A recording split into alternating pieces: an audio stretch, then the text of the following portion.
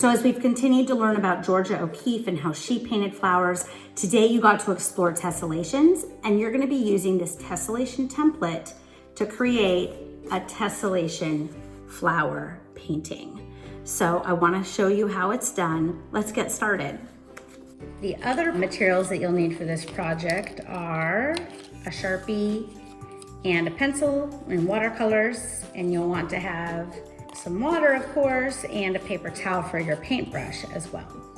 So you're going to start out with your tessellation template, and you'll just cut out very carefully your flower, which will tessellate just like some of the shapes that you've been exploring.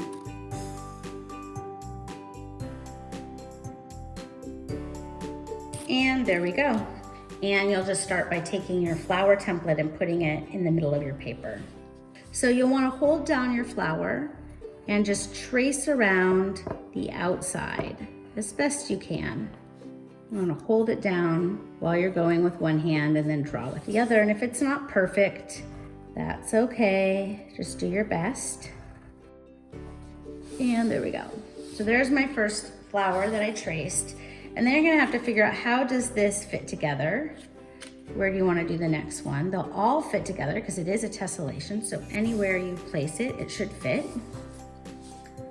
And you'll continue like this until you've filled your page.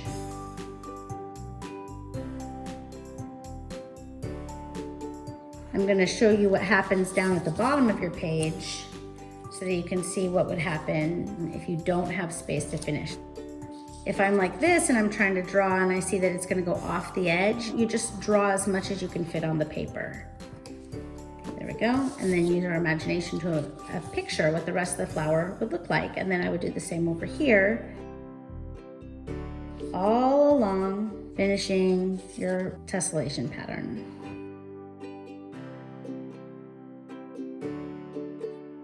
All right, so I'm almost done. I'm just gonna finish up the last few flowers. All right, so our flowers here have this design on them, and you can just copy this. So maybe I'll do that for my first one. And you could make each one the same, or you could choose to make each flower different.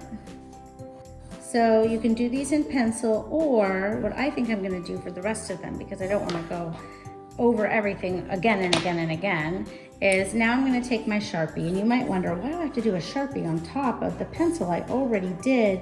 And the reason for that is because the Sharpie won't bleed through your paint. So it'll make the paint really stand out when we get to that point. Okay, so I've got my first three, and I'm just gonna continue on. I'll do this one up here. I'm not sure I'm gonna want that middle one. That's the good thing about doing it in pencil first, is if you change your mind, then you can just erase it. If I had done that in Sharpie, I'd basically be stuck with it. And maybe I'll do, well, now I'm gonna be stuck with this. And that's okay. Part of being an artist or a mathematician is accepting your mistakes and making something awesome out of them. So there we go. And now I'm just gonna keep going and do the rest of everything.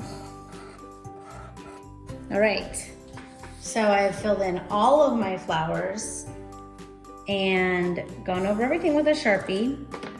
If you have spaces where you realize like you might have traced incorrectly on the inside or whatever, you can go over that with an eraser. I'm not going to do too much of that because I know it's gonna get painted over. But if you want to, definitely go over that with an eraser. All right, so I have a paper towel and I have my paint. And now I'm just gonna get to choose what colors I wanna do for my flowers. I think since I did so much work on my inside of the flowers, I'm probably just gonna do most of them in a solid color, but maybe I'll change my mind. I don't always know exactly what I'm going to do when I get started. I let my imagination take over. But some people really like to go into their artwork with a plan, and both ways of being an artist are great. So I'm gonna go through, just so I don't have to change the color of my paintbrush over and over again. I'm gonna go through and all the ones that I want to be yellow, I'll do those first. And then I think I'll go over with another color next. And let's do some red flowers next. And I kind of decided I want to see if I can do it so that none of my colors are touching the same color. So I won't put an orange next to an orange now, but we'll see if I can make that work.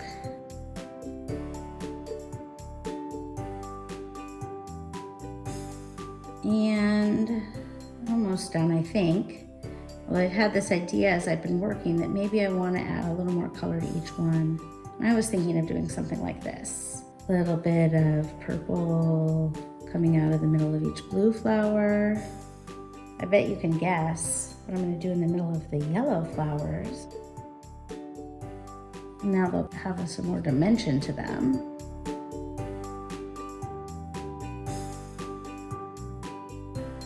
All right, I think this is done, and I think it's actually really beautiful. I'm really proud of myself for this one. I can't wait to see what kind of things you do.